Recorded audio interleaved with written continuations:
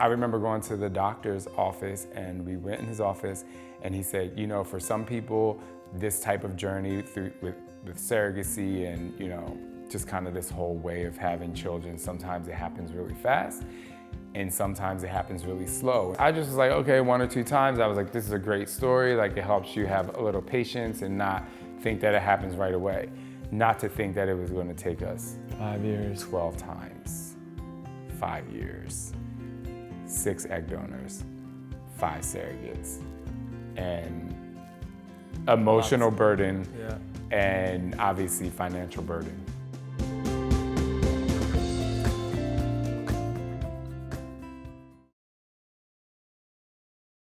Hi. I get it. That bike is amazing. How's it? Hi. How are you? How was your day? Oh my gosh. I think for me, when I met him, I felt like my life was complete. I'd done everything that I wanted to do as a single person, and now with my partner. And I thought the natural next step progression is to have kids. I thought, you know, we should have kids, and I wanted 11 because I wanted a whole soccer team. And I didn't want any. I was like, no, thank you. I am good to go. Life is great. We had traveled the world 2 times. Yeah. I didn't have a stroller. I didn't have a bassinet. For me, it was like, okay, he wants 11. I don't want any. How do we, people call it compromising, but like, what is happiness to us? And so originally I was fine with 2. Yeah, and so we're like, okay, this will be easy.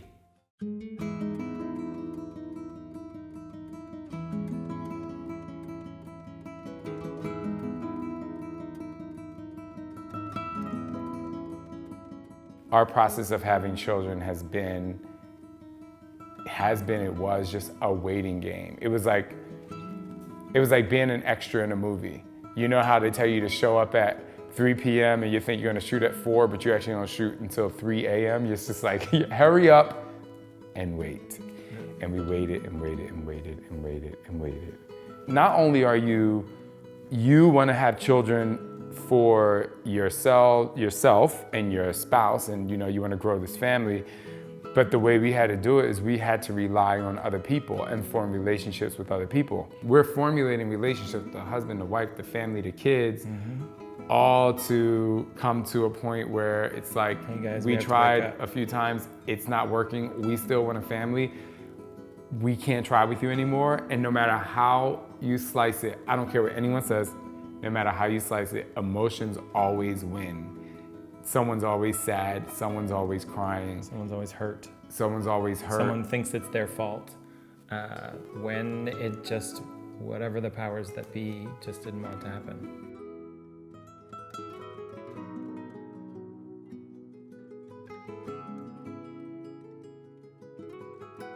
So I'm on the phone with Ashley, who works in the office. She's like maybe the office manager, maybe not at the time, but. She was the office manager. So she said, what are you gonna do? Do you have a surrogate? And I said, no, we're literally starting at ground zero. We're 4.5 years in. We're all this time, effort, emotion, friends, everything. And she said, I wanna be your surrogate.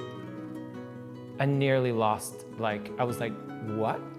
I said, wait, are you sure you know what's going on with that? And she said, yeah, I read your file. I don't know who you are. I just know that you are on this struggle and this journey, and that I want to be a part of it. And my husband has always said no, but now he said yes. So he comes in and I said, so I have some good news. I think we have a surrogate. And he said, who? And I said, Ashley. He's like, Ashley from the office?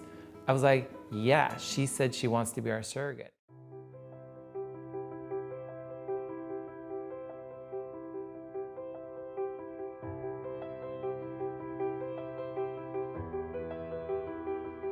When we were in the NICU, our emotions were all over the place in a sense, because at first you're just happy they're born. And then you're constantly hoping they thrive. When we first showed up, it was with the kids, we're like, are they ours? Like, can we touch them? They're like, yeah, you can touch them. It's like, so we go like this.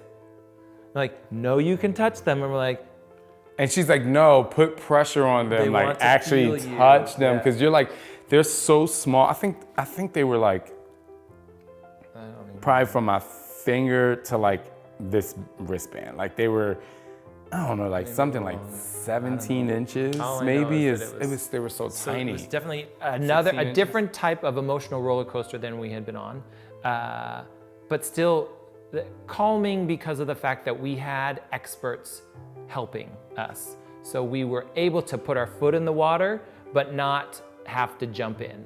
My moment of this is really happened when I was leaving the hospital with both twins in my arms. And I literally, I burst into tears because I was like, oh my God, this is actually happening, because growing up gay was a constant struggle, and I never thought I was gonna get married. I was never gonna have family. I was never gonna be what people considered to be happy, right? I met him, and then I realized I could accept myself, and then we were allowed to get married, and then moving into that next stage of having kids and a family, having the 2 kids in my arms, I lost it. I lost it, and I was just like, oh my God, this is actually happening, and thank you for everyone that helped out. Where are we going, guys? Do you see trees? Tree, show me a tree. Yeah, right there. Good job. We thought we had finally made it over the mountain, and then we have these 2 infants. The next 4 months were hell. Like, I truly thought I had ruined our marriage, because I was like, we are now screaming at each other. The light at the end of the tunnel for me is when our pediatrician said, they can cry it out. I was like, hallelujah. Because cry yourself as long as you want. I'm going to sleep. You're strong enough.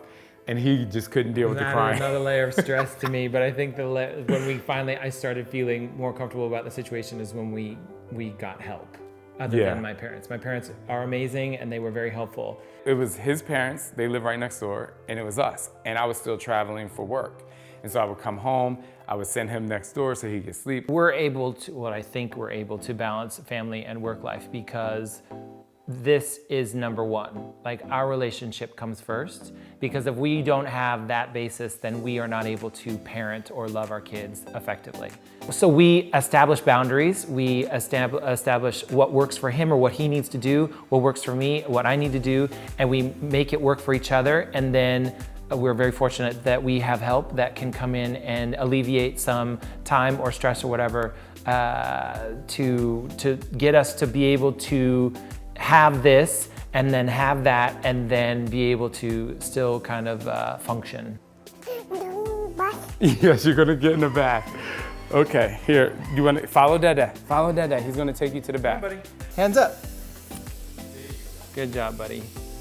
Whoops. Oh. His happy place. Literally, when we pull him out, hell will break loose. I think at first, we were able to stay through the tough times and keep going because of just who we are as people. We just don't give up on anything, you know, and so, I mean, I have it on my arms, I have trust and believe right here. So that's like the thing that we just have to believe that this can happen. I think the definition of family is love, because I don't consider myself to be in a gay relationship. I don't really think about myself as being a gay person. I think I'm human, I'm in love with this person, and we have 2 kids. And it is the most amazing thing ever. For defining family is however people define it, because we have family members who we have friends who we consider family, right? So it's the love and respect you have for each other, I think. My definition of family is legacy. How are you leaving a legacy behind? You know, what happens inside of a household is one thing, but how are you impacting the world?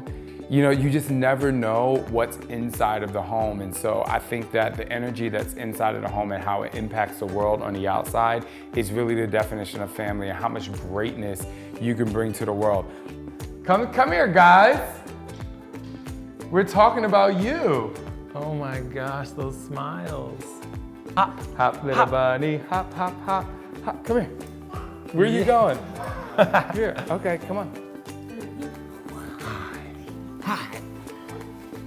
Hi. Hi. Say no, okay. I want to stand up. He's like, I'm not having it. This is Silas, and that's Sander. Okay, go run. At the end of the day, kids are super fun, but they're super hard. And so you have to have a really good relationship with your spouse or people who help you in order to keep really good energy around your house so that they can thrive like this. Right, guys? Say yes.